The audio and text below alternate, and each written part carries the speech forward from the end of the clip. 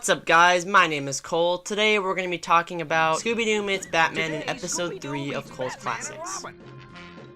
So this series so far has been about films that I remember from my childhood and still rewatch to this day. However, in this episode I want to shift my focus of that to TV shows. But first, a little context about these two episodes. First of all, this isn't part of the original series Scooby-Doo Where Are You from 1969. This came from the first Scooby-Doo reboot in 1971 titled The New Scooby-Doo Movies. This show changed a lot of things from the original series. It had an increased runtime of about an hour per episode with commercials, and they would have celebrity cameos in each episode. A few that I recognized were the Addams Family, Don Knotts, and the Three Stooges. So these episodes didn't come out back to back. The Dynamic Scooby-Doo Affair was the second episode in the first season, while the Cape Crusader Caper came 13 episodes later and was one of the only few celebrities to have more than one episode. Alright, now to give you a quick synopsis of these episodes. And no, this won't be like the first episode where the whole video is the summary. And if you've already seen these two episodes, that's great, just skip to this time code and you can just keep going on with this episode. But for those of you who haven't seen it, the first episode, titled The Dynamic Scooby-Doo Affair, starts out with the gang on their way to a mystery convention when the mystery machine breaks down. They see a mysterious airplane land close by and see two men bring a crate into the house. They go to investigate. I think we may have a mystery on our hands. And all of a sudden, the Cape Crusaders appear. Batman and Robin? They meet the owner of the house, who's a sweet old lady named Mrs. Baker, who didn't know where the crate came from or who sent it. They open the crate to find a punch clown with stacks of money inside. They all team up to solve the mystery of the crate and go to a nearby junkyard to investigate. While at the junkyard, Scooby and Shaggy spot a hooded man lurking around. They eventually give up and decide to go back to Mrs. Baker's house and pick up the box, only to find that her house has disappeared entirely along with the Batmobile. The house is this way, Batman. To the right. Creepers!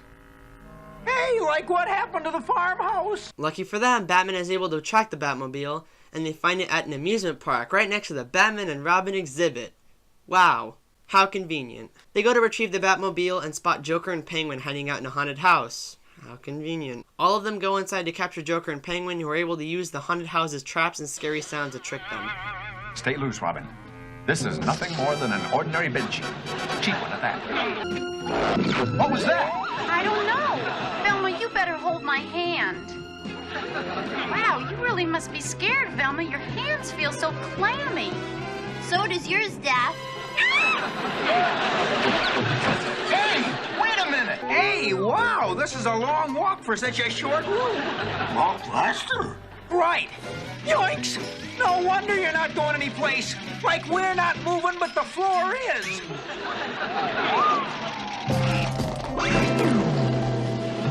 One of which splits up the gang and another trapping Batman and Robin in a pit. In the end, the gang was able to capture Joker and Penguin in the same pit as Batman and Robin, and they continue after the hooded figure. They find out the mystery of Mrs. Baker's house and capture the hooded figure, only to find out that it was none other than sweet Mrs. Baker the whole time. Whew, okay, now on to the next one. This next one begins at a campsite and the gang is sitting around a campfire and wants to have dinner. Scooby-Doo and Shaggy are asked to go find firewood. While in the forest, Scooby and Shaggy overhear Joker and Penguin talking to a man named Professor Flaky, who has a really annoying ongoing joke in the episode of mixing up his words. I felt like Crossington washing the Delaware. Washington crossing the Delaware. We better get him out. Leg a grab. Grab a leg. I'll have the locked door. I hope that Bill Mobat gets here soon with the dynamic diode. Today, Junior? They tell Batman and Robin about how they saw Joker and Penguin, and now all of a sudden they're into another mystery. Shaggy and Scooby start walking away when they are captured by none other than Batman and Robin, who are trying to nab Joker and Penguin. So now the gang goes out to try to investigate a possible reason as to why Joker and Penguin are out in the middle of a forest when they come across what they call a dryad. Creepers, what is that? I'd say it's a dryad. A dry what? Which then separates Scooby and Shaggy from the rest of the gang. Meanwhile, Fred, Daphne, and Velma figure out that the weird bridge is mysteriously circling them back, which we learn is being controlled by Joker and Penguin. Everyone converges on Scooby and Shaggy being scared and confused by the bridge, and Joker and Penguin see Batman and Robin and flee.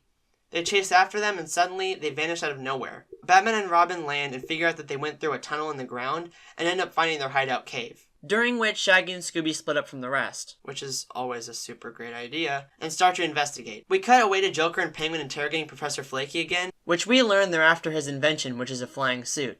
Besides, what would you do with a sighing flute? A sighing flute? While interrogating the professor, they learn that Batman, Robin, and the rest of the gang are inside the cave and go to scare them off. Shaggy and Scooby then find Professor Flaky, who has escaped from the room, and everyone finds each other.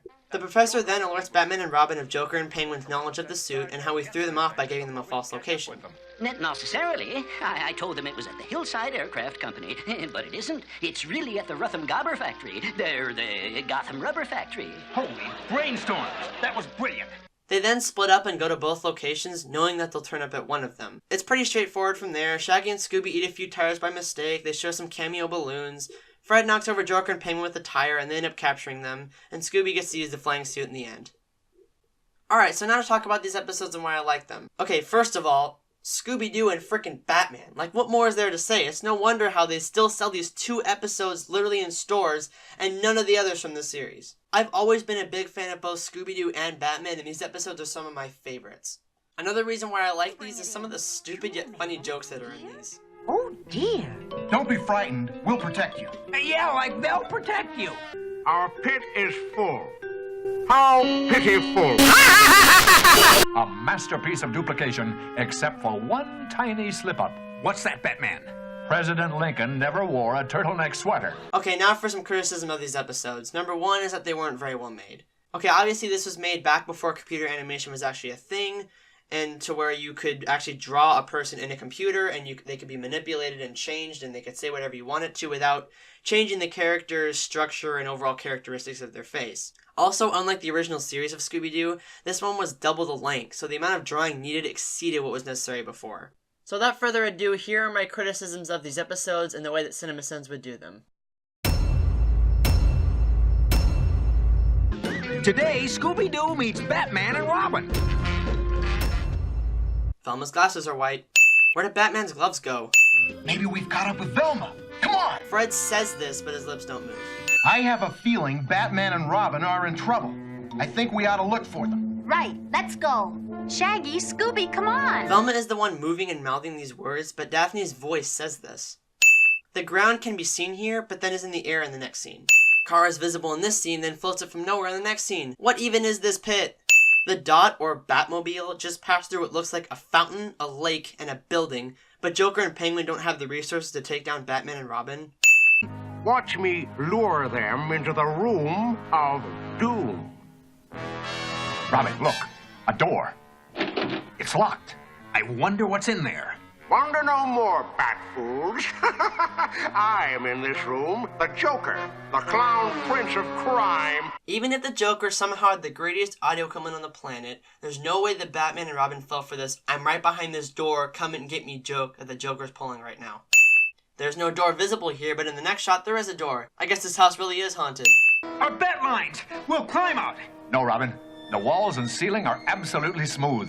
There's nothing for our bat hooks to grab onto. Not even a doorknob. There was literally a doorknob that Batman tried as soon as he got to the door, and the door is wide open. Even if this image was accurate and missing a doorknob, you could just use the freaking door to grab onto. All jokes and jabs aside, I really do like these episodes, and if you want to watch them in their full glory, you can still buy them shockingly at Walmart, which is just amazing. Also, just by Googling Scooby-Doo meets Batman, you can find them on Amazon Video, you can rent them on YouTube. They're pretty much available everywhere.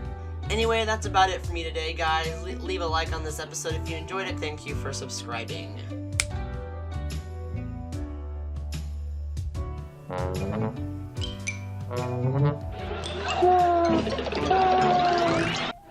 Scooby-Doo, where are you? Hiding? Oh, I'd better hide too. Uh-oh. Who's down there? Nobody. But us chickens.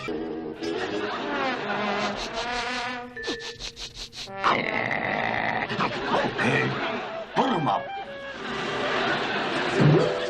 Watch it, Scoob. You're A-okay with us, Scooby. We don't have any Scooby snacks, but how about some bat snacks as a reward? Scooby-Dooby-Doo.